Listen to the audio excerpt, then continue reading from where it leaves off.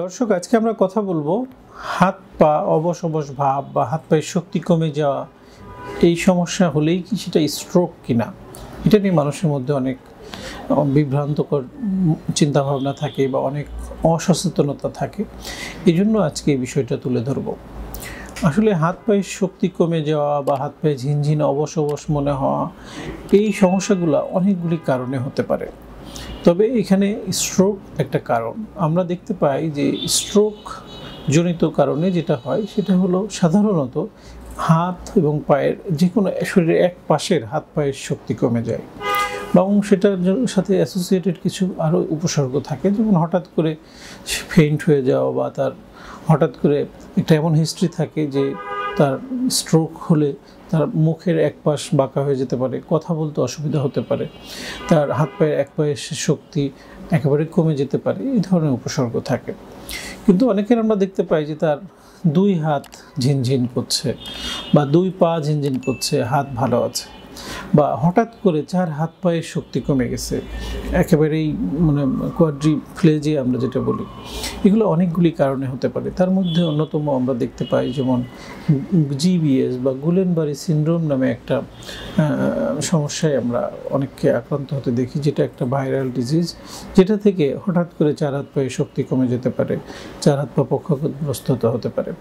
এছাড়া দেখা যায় যে কারো স্পাইনাল কর্ড ইনজুরি, যেমন কোনো রোড ট্রাফিক অ্যাক্সিডেন্ট বা কোনো আঘাতজনিত কারণে তার মেরুদণ্ডের ঘাড়ের অংশে যদি আঘাতপ্রাপ্ত হয়, তখন তার চার হাত পায়ে মানে যেখানে আঘাতপ্রাপ্ত হয়েছে তার নিচ থেকে পুরো অংশটাই এরকম প্যারালাইসিস বা পক্ষাঘাতগ্রস্ততা হয়ে যেতে পারে।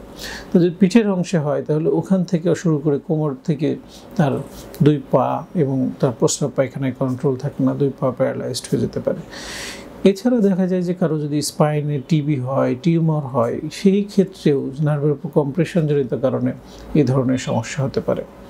এছাড়া দেখা যায় যে তার ঘাড়ের অংশে বা কোমরের অংশে ডিস্ক হার্নিয়েশন বা ডিস্ক প্রোল্যাপস হলে সেই নার্ভ রুট, যে নার্ভের উপর কম্প্রেশন বা চাপ লেগে থাকে, সেই নার্ভ রুট বরাবর তার এফেক্টেড হতে পারে। যেমন একটা হাত তার শক্তি কমে গেছে বা একটা পা তার শক্তি কমে গেছে, এটা ঘাড়ের অংশে বা কোমরের অংশে নির্দিষ্ট নার্ভের উপর যদি চেপে যায়, সেটা ডিস্ক হার্নিয়েশন বা ডিস্ক প্রোল্যাপস হতে পারে, বা স্পাইনাল ক্যানেল স্টেনোসিস হতে পারে, বা ওই রিজনে কোনো টিউমার হতে পারে। তো আসলে এই যে সমস্যাগুলা কী কারণে হচ্ছে, সেই কারণটা নির্ণয় করাটা সবচেয়ে জরুরি। আবার কিছু কিছু ক্ষেত্রে আমরা দেখতে পাই যে তার শুয়ে থাকার পজিশনের কারণে এক সাইডে কাত হয়ে ঘুমাচ্ছে, নার্ভের উপর কম্প্রেশন হচ্ছে, বা রক্ত চলাচলে যে রক্তনালীগুলো রয়েছে, রক্ত প্রবাহ কম হওয়ার কারণে হাত পায়ে ঝিনঝিন হয়ে যাচ্ছে। সার্ভাইকাল স্পন্ডাইলোসিস বা যেটাকে আমরা বলি সার্ভাইকাল স্পাইনে যে ভার্টিব্রাগুলো রয়েছে সেই স্পেস ন্যারো হয়ে যে, বা কোমরে লাম্বার স্পন্ডাইলোসিস বলি, সেই নার্ভ রুটগুলোর কম্প্রেশনের কারণে হাত পায়ে ঝিনঝিন বা অবশ অবশ হতে পারে। কিছু কিছু ক্ষেত্রে আমরা দেখতে পাই যে কিছু ভিটামিন, মিনারেলস এই জাতীয় সমস্যা মানে ঘাটতিজনিত সমস্যা থেকে অনেকের হাত পায়ে ঝিনঝিন অবশ অবশ মনে হতে পারে। তো আসলে অনেকগুলো কারণ রয়েছে, সেই কারণগুলো নির্ণয় করাটাই হলো চিকিৎসকের কাজ।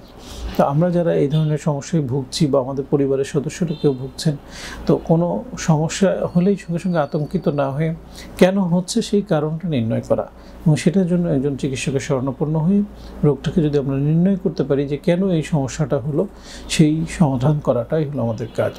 আমরা অনেক সময় দেখতে পাই, বিশেষ করে গ্রাম অঞ্চলে যারা বসবাস করেন, অনেক সময় কবিরাজের শরণাপন্ন হন, ঝাড়ফুঁক করেন, বাতাস লেগেছে বলে বিভিন্ন রকম মিথ আমাদের সোসাইটিতে রয়েছে, সেইগুলো থেকে আমাদের বের হয়ে আসতে হবে এবং এই সমস্যার কারণটাকে নির্ণয় করে যদি আমরা সঠিকভাবে চিকিৎসাটা নিই, তাহলে এই ধরনের সমস্যা থেকে সম্পূর্ণ পরিত্রাণ পাওয়া সম্ভব। ধন্যবাদ সবাই।